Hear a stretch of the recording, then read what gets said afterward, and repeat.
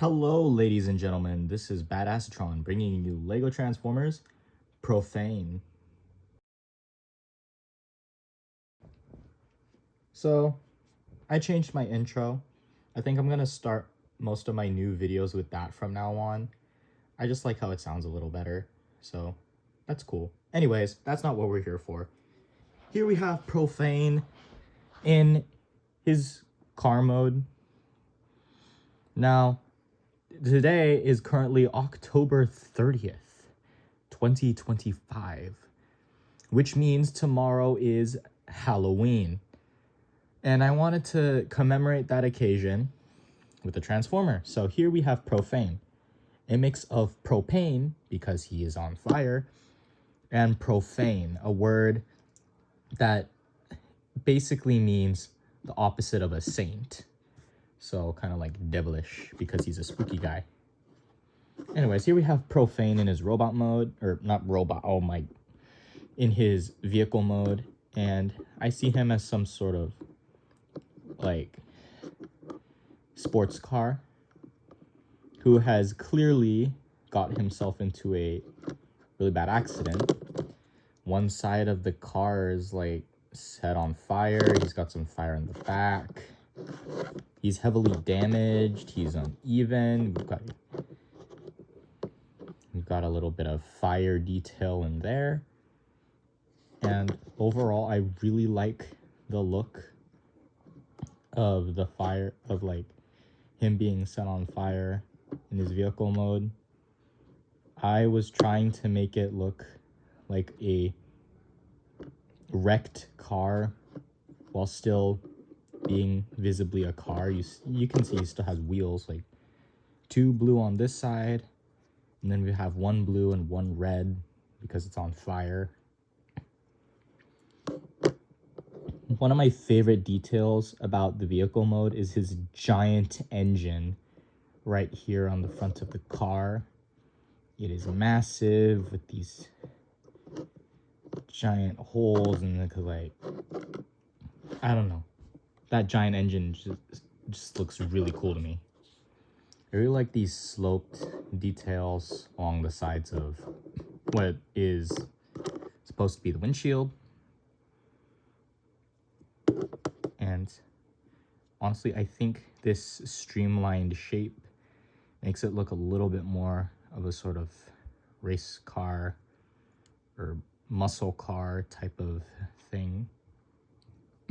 This gap here is heavily unintentional, but I think it adds to the battle damage look Profane's supposed to have.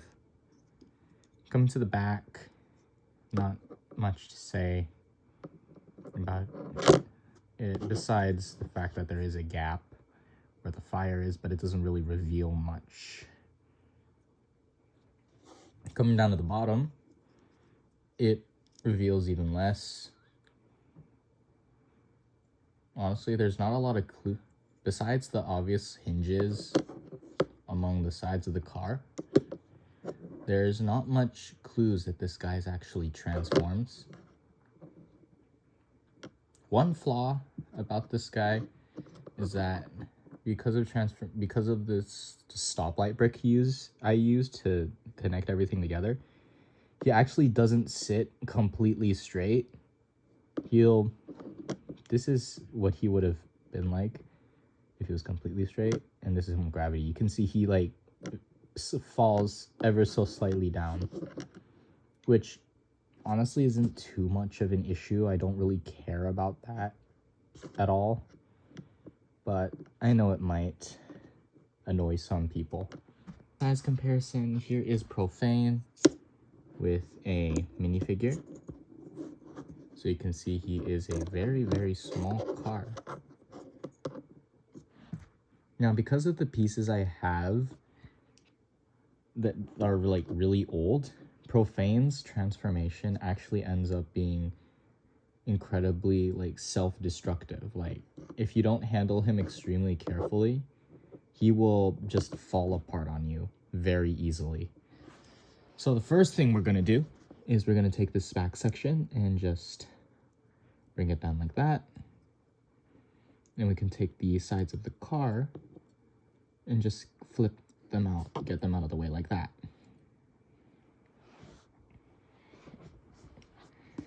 This side of the car is going to rotate forward, and we'll do the same over here and kind of struggle because this part likes to stay still.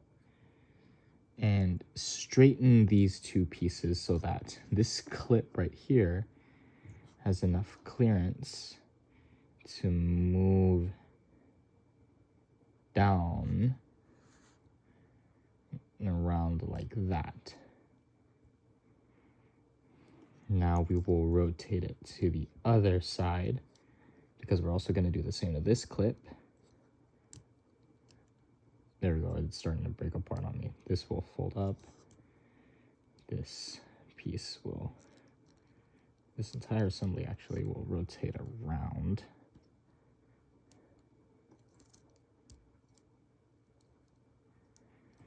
And then this the front of the car will rotate like that. We can just kind of fold it down to get it out of the way. Similarly, to get this out of the way, we can just rotate this tile and just kind of rotate this up, and then just kind of leave these here for now. This bottom part of the car will kind of rotate.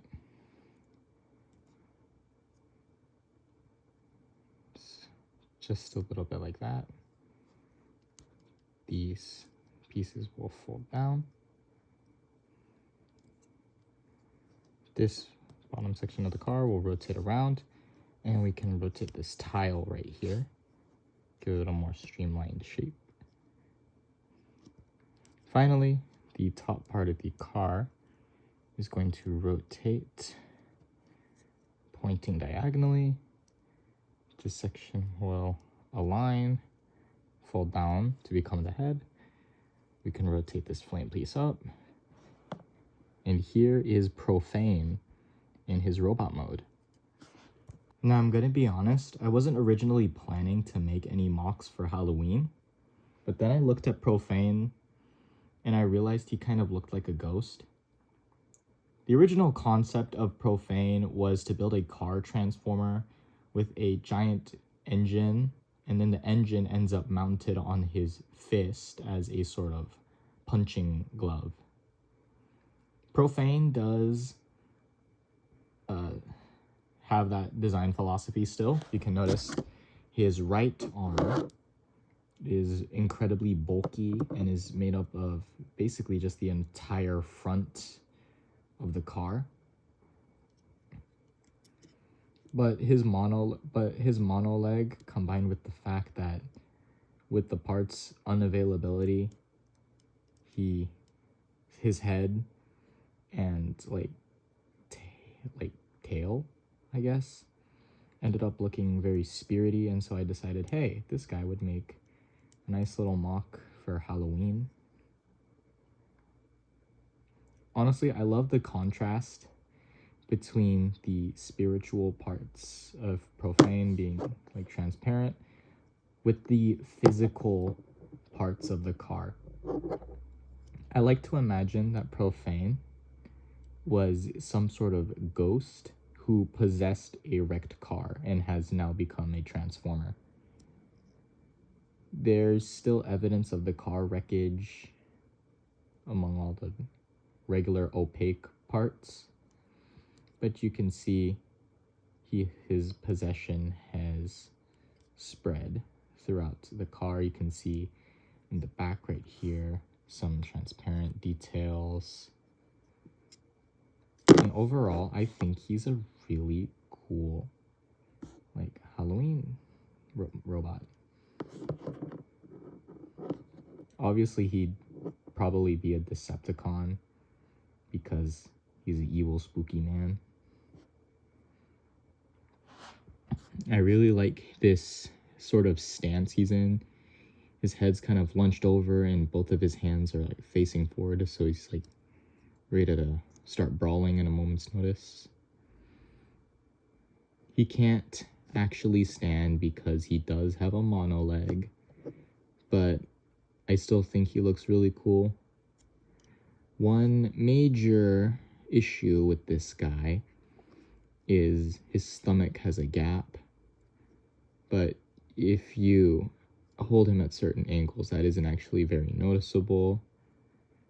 And if I did cover it with a tile, the anti-stud would make it look ugly, and it also meant that in car mode he couldn't lay as flush on the ground. And for a size comparison, I'll just hold him up. Here we have Prophane next to a minifigure. He's a little bit taller. Now, unfortunately, because of the nature of his transformation, he ends up having very, very limited articulation.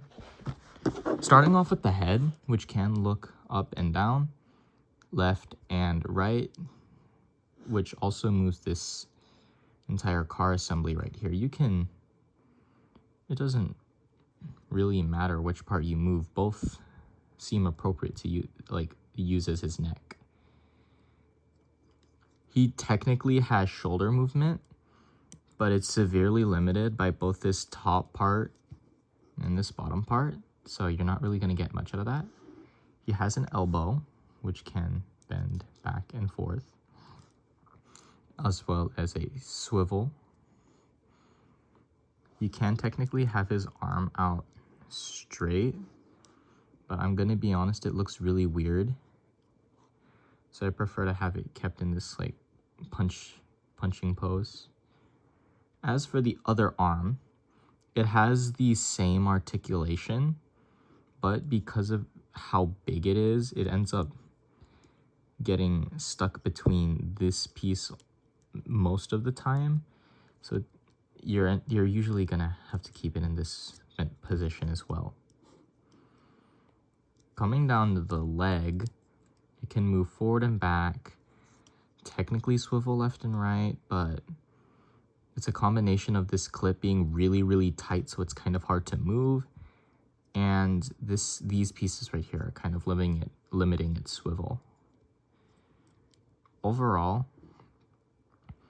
Prophane, on paper, he has good articulation, but in practice, all of his parts end up getting in the way, and his articulation ends up being severely limited.